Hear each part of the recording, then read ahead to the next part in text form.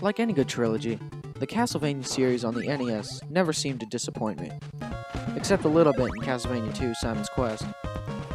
But I digress. Castlevania 1 was an extremely good game, but one hard son of a bitch. This was so because of awkward air controls and knockback, which still plagued the series through Castlevania 3. Castlevania 2, graphically speaking, improved upon the first game, but the switch to an RPG-like style was not handled as well as it could have been. It all culminated to Castlevania 3 Dracula's Curse, released for the NES on September 1st, 1990, here in these United States.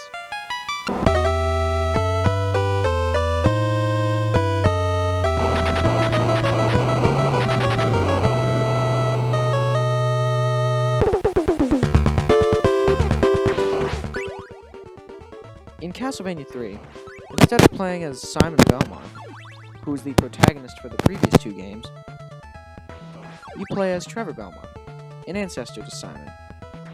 The plot here once again revolves around Dracula causing some sort of commotion in Europe.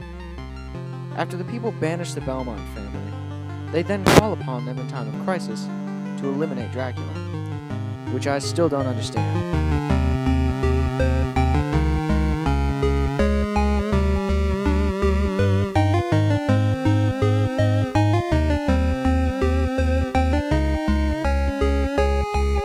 After this, the game really takes off, just like any other Castlevania game, in that you are a Belmont traveling around the land destroying enemies, and eventually making it to Dracula and defeating him. I doubt anyone would be mad at me for spoiling the end.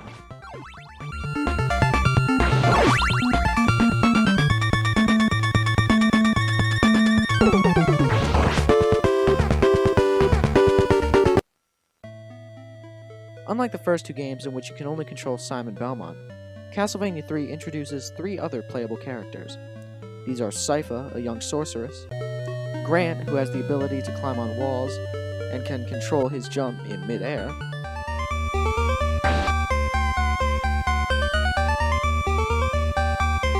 and Alucard, who is Dracula's son.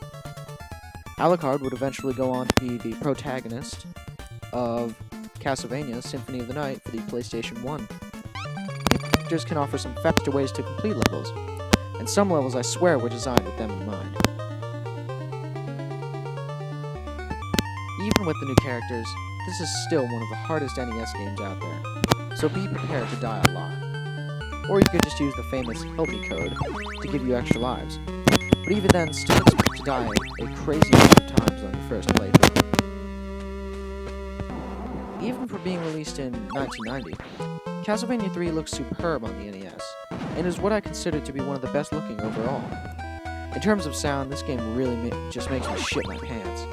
There's no other soundtracks like it. It's dark, moody, scary, and very well orchestrated, and is truly a giant step up from the previous two games, which had great music in their own right.